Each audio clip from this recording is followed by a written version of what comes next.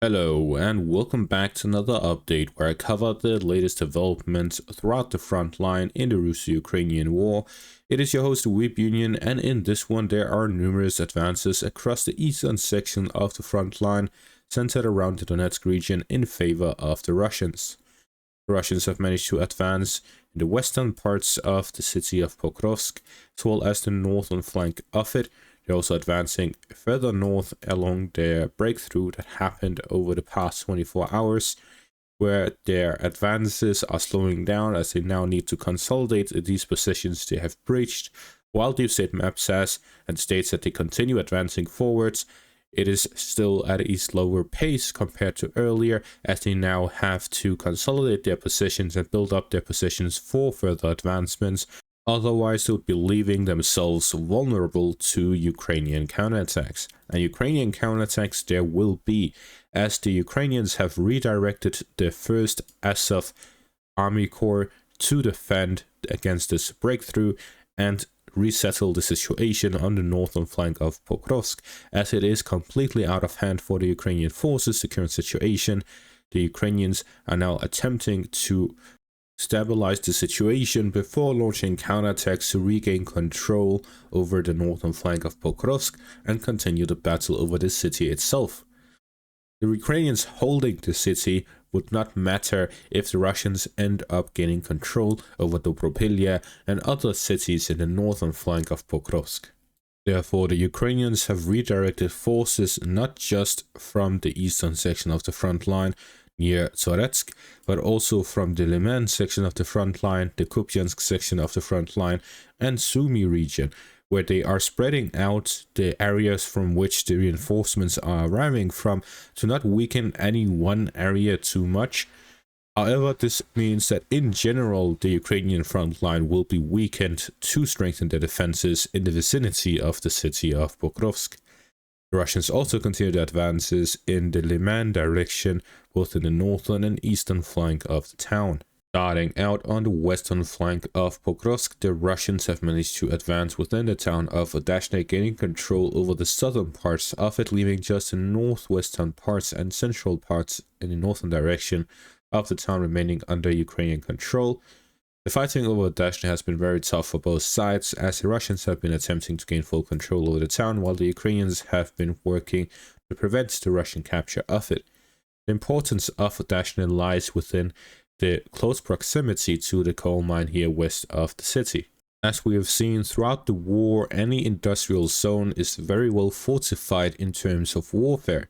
This means that the Russians gain control over the coal mine will allow them to have a heavily fortified outpost for their forces to operate from. And the close vicinity to the railway area and highway, the E50 highway that connects to Pavlorad, would come under Russian fire control.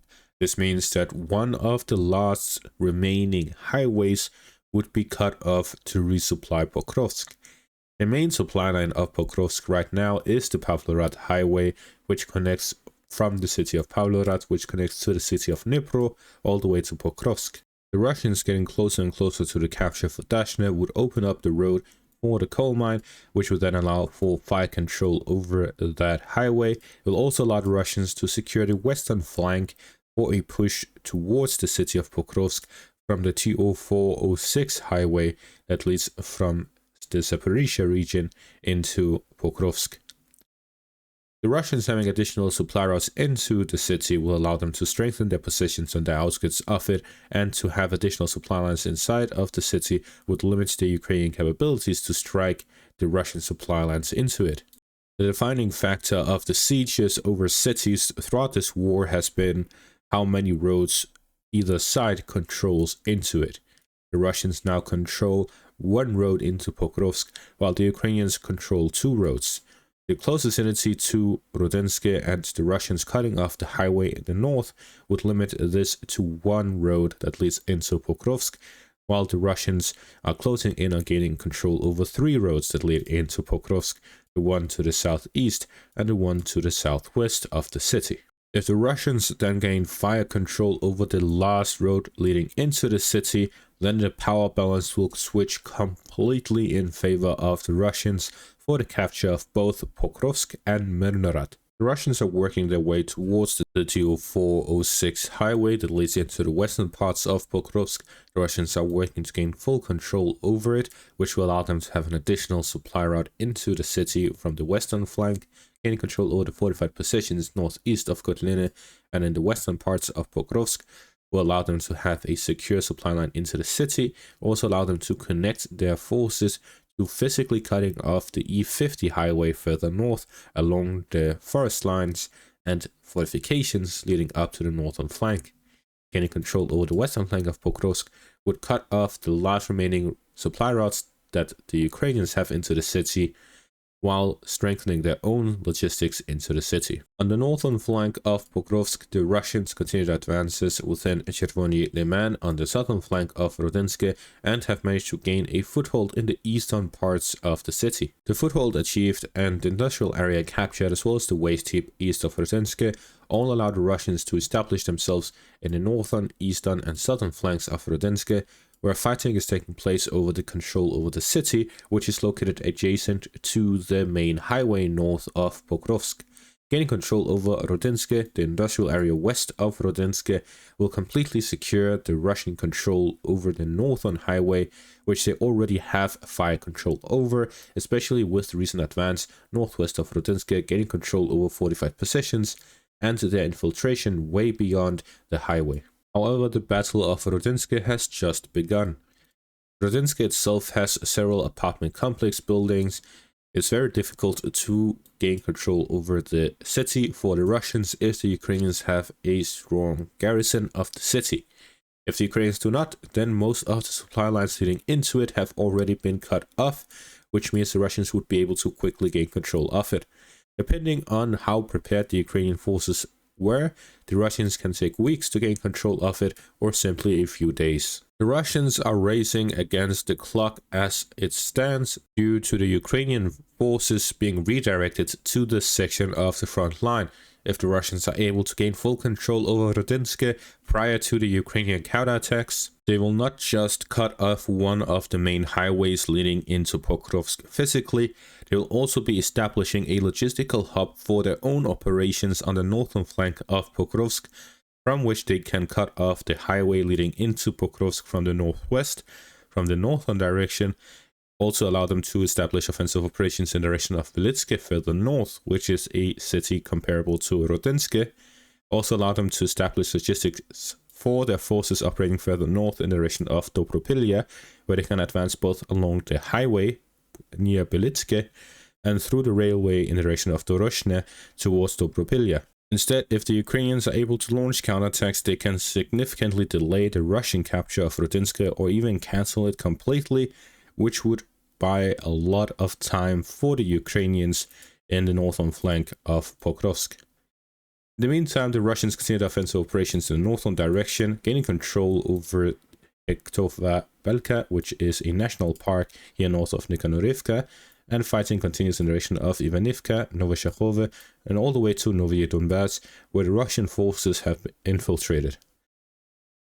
In the eastern direction, the Russians have managed to gain a foothold in the southern parts of Volodymyrivka yet again. Following the capture of Bankivka and Mayak, the Russians restart offensive operations here in the eastern direction, where they're looking to continue their advances along the main fortified line of the Ukrainians through Volodymyrivka, Shakhove, and further north. The Russian advances here to the west continue in the direction of Kucherev Yar, where the Russians have already established themselves in the eastern parts of the town. The Russians are slowly advancing from the southern direction to gain control over the waste heap south of Kucherev Yar, which overlooks the town, gaining control over which will allow them to establish and secure their positions in the northern flank in the direction of the towns of Vesele and Solotyi Kolotyasi. The Russians are continuing their fighting over both that town, Rubishne, Vodiane, and Petrivka in the northwestern direction to cut off the highway that connects Dobropilya here in the southwest with Kramatorsk in the northeast.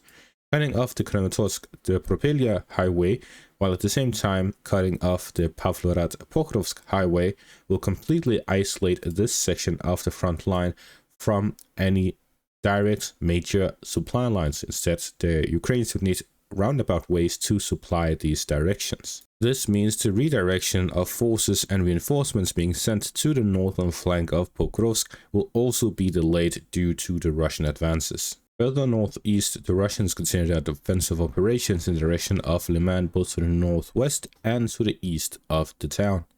The Russians managed to gain control over the southeastern outskirts of Pokrovsk, gaining 100% full control over the town, and fighting continues over the Serbiansky forest area, where the Russians are looking to gain full control over everything east of the Serbitsa river line. At the same time, the Russians continue their offensive operations in the direction of Shantry-Holova and Serechne, where the Russians are looking to gain control over both settlements, which will allow them to cut off one of the 3 roads that supplies Liman from the northwest. The Russians are now close to the road itself, as they've managed to gain a foothold in the eastern parts of Shantry-Holova and gain full control over the farm area to the east and northeast of the town.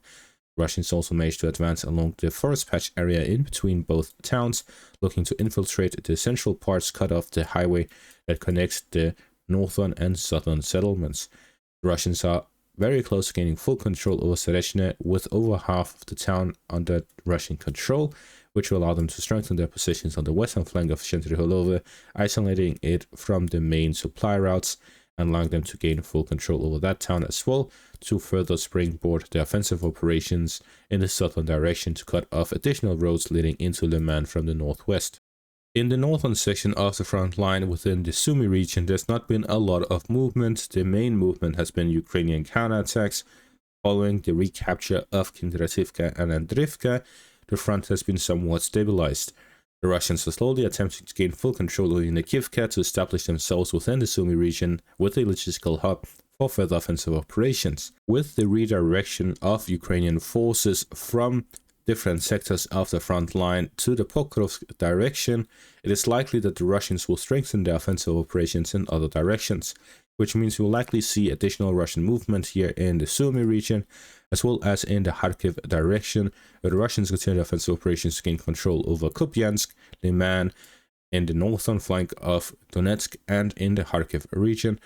And we are also seeing reports of the Russians strengthening the offensive operations in the direction of Zaporizhia by redirecting forces from Berdyansk and Crimea to the Zaporizhia and Pokrovsk directions. The Ukrainian General Staff expects the Russians to strengthen offensive operations into the Dnipropetrovsk region from the southwestern outskirts of the Donetsk region and into the Zaporizhia region in the south.